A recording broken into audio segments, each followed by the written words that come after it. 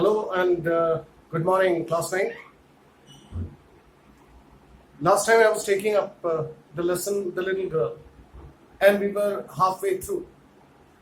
Today, I would like to complete it if possible. लेकिन उसके अलावा एक खुशखबरी ये है कि अब हमारे पास बोर्ड आ चुका है. तो बोर्ड और मार्कर पे I shall be taking up grammar and writing work also. But soon after this chapter, इस चैप्टर के बाद मैं फिर राइटिंग वर्क लूंगा जिनमें कि पार्ट्स ऑफ स्पीच, टेंसेस और उसके बाद आगे के चैप्टर्स जैसे direct, indirect, active, passive voice वगैरह. तो आप चिंता न करें, अब we shall be doing writing work as well. But for now, we shall be taking up this lesson that I had left in the middle, The Little Girl. आपने देखा कि केजिया और उसके फादर की रिलेशनशिप कैसी है. Kezia एक छोटी सी बच्ची है, वो अपने फादर से बहुत डरती है. वो उनका साइज देख के डरती है, वो उनका मुंह देख के डरती है.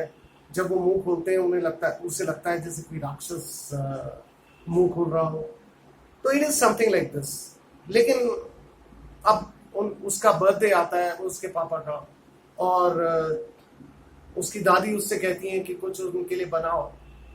तो वो सोचती है एक प्यारा सा कुशन बनाने की, और कुशन के लिए उसने कपड़ा भी ले लिया है, 3 तरफ से उसे सिल भी लिया है. अब उसमें कुछ स्टफ करने के लिए, उसमें कुछ भरने के लिए अंदर उसे कुछ चाहिए. तो उसकी वो तलाश में है. उसकी दादी बाहर है, घर में कोई है नहीं. तो वो ढूंढ रही है और किसी तरह से वो अपने मदर के बेडरूम में पहुंच जाती है. आपको यहीं से कनेक्ट करता हूं. पेज 34 में देखिए. She wondered into mother's bedroom to look for scraps. Scraps मतलब खाली वेस्ट मटेरियल को कि कुछ मिल जाए तो उसमें कुशन में भरे. On the bed table is placed beside the bed. उसे बेड टेबल कहते हैं, नाइट टेबल भी कहते हैं उसे. और बेड के साथ में रखी रहती है जिसमें कोई कुछ जरूरत की चीजें होती हैं. तो on the bed table she discovered a great many sheets of fine paper. वहां उसने देखा कि कई सारी शीट्स फाइन पेपर की. बच्चों, डिस्कवर का मतलब होता है to remove the cover. Discover यानी कि जो चीज ऑलरेडी एग्जिस्टेंस में है उसका कवर हटाना. जैसे अमेरिका था लेकिन उसका पता लगा लेना, उसका कवर हटा देना कि हाँ यहां पर है अमेरिका, ये डिस्कवरी है. इसी तरह से discover means to find out something new that already existed, जो कि था एग्जिस्टेंस में लेकिन उसको पता लगा देना. तो on the bed table she discovered a great many sheets of fine paper, gathered them up, उनको जमा करा, टोर देम इनटू टाइनी पीसेस, उनको फाड़ा छोटे छोटे पीसेस में, एंड स्टफ्ड हर केस, और अपने कुशन के केस में उसने डाल दिया उन्हें. देन सोड अप द फोर्थ साइड, और चौथी साइड को भी फिर सिल दिया, यानी कि स्टिचेस मार दिए उसको. मैंने कल बताया था आपको, ऐसी जब सिलने के अर्थ में होता है तो उसे सो पढ़ते हैं, न कि see. That night there was a hue and cry in the house, यानी कि बड़ा बवंडर मचा. Hue and cry means a lot of noisy uproar, यानी कि बड़ा हल्ला गुल्ला हुआ. Father's great speech for the port authority had been lost. Father की स्पीच जो है पोर्ट अथॉरिटी में जो उन्होंने देनी थी वो खो गई थी कहीं.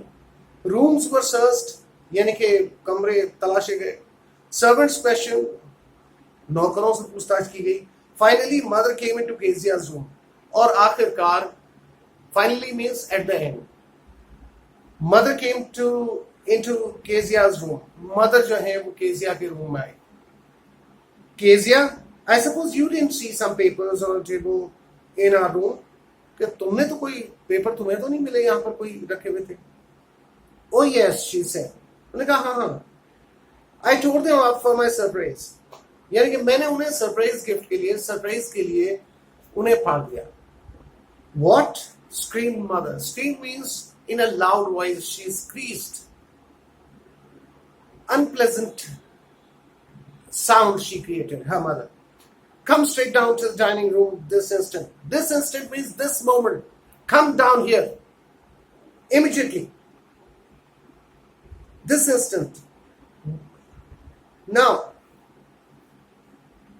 and she was dragged down to where father was pacing to and fro.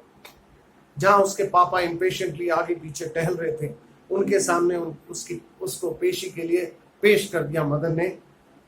Hands behind his back, यानी कि उनके फादर के जो हैंड्स थे वो बिहाइंड हिज बैक, यानी कि अपने पीछे उन्होंने बांधे हुए थे और वो टहल रहे थे. यानी कि this is a sign of worry, worry का साइन है.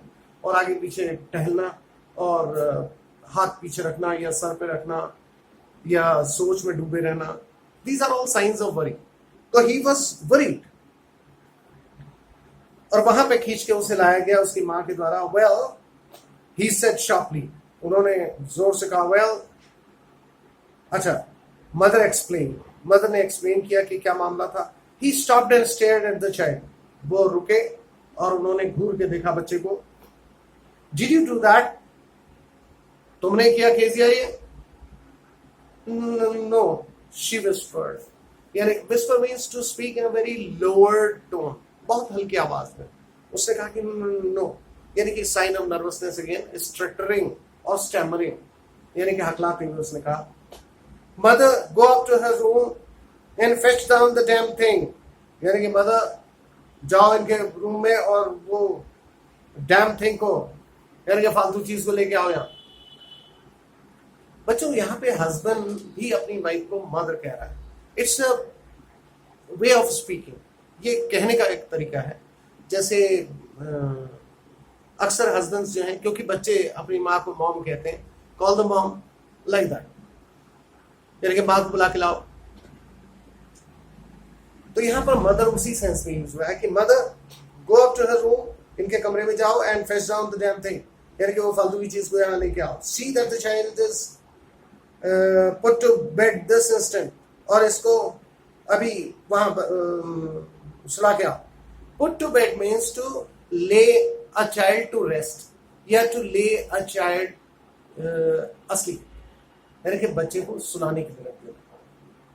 Now crying too much to explain, she lay in the shadowed room, यानी कि वो एक्सप्लेन करना चाह रही थी लेकिन she lay in shadowed room, वो उस अंधेरे कमरे में रही. watching the evening light make a sad little pattern on the floor, और नीचे देखती रही फ्लोर में sad little light. बच्चों, लाइट तो सैड नहीं होती है, लेकिन क्योंकि जो हमारे इर्द गिर्द का माहौल होता है वो हमारे मूड के हिसाब से फिर वैसा ही लगने लगता है. यानी कि अगर आप खुश हैं तो आपको सब कुछ खुशी खुश नजर आता है, और अगर आप उदास हैं तो सभी कुछ ऐसा ही लगने लगता है. तो वो भी सैड पैटर्न्स देख रही है वहां फ्लोर पे जो बन रहे हैं लाइट से. Then father came into the room, उसके बाद फादर आए रूम में with a ruler in his hand, यानी कि स्केल लेके हाथ में ruler. I am going to beat you for this, यानी कि इसके लिए तुम्हारी पिटाई होनी चाहिए. He said. Oh no no, she screamed, वो चिल्लाई, कहने लगी नहीं नहीं नहीं नहीं. Hiding under the bed clothes, bed clothes बच्चों, right from the bedsheet, mattress and any other sort of clothes that are used in the bed, जैसे पिलो केस वगैरह वगैरह, सभी चीजें जो हैं वो ओवरऑल बेड क्लोथ्स कहलाती है. बेडशीट के ऊपर जो बेड कवर होता है, सारी चीजें मिलके सभी को बेड क्लोथ्स कहा जाता है. तो she was hiding under the bed clothes, he pulled them aside, यानी कि उसने वो कपड़े सब अलग करे बेड के. सिट अप, ही ऑर्डर्ड, उसने कहा ठीक से बैठो, ऊपर ठीक से बैठो. And hold out your hands, और अपने हाथ बाहर करो. You must be taught once and for all. Once and for all means हमेशा हमेशा. यहाँ पर once का मतलब एक बार और all का मतलब ऐसा कुछ नहीं है. Once and for all बच्चों ये फ्रेज है, इसका मतलब होता है हमेशा हमेशा के लिए, ताकि हमेशा हमेशा के लिए all not to touch what does not belong to you. तुम्हारी अकल आ जाए, तुम्हें समझ में आ जाए कि what does not belong to you, यानी कि कभी भी तुम ऐसी चीज न छुओ जो तुम्हारी नहीं है. But it was for your birthday, यानी कि उसने एक्सप्लेनेशन देना चाहा कि लेकिन ये तो आपके बर्थडे के लिए था. Down came the ruler on her little pink palms, उसकी गुलाबी हाथों में, यानी कि पाम्स में, हथेली में एक रूलर पड़ा जोर से. Hours later, और घंटों बाद, when grandmother had wrapped her in a shawl,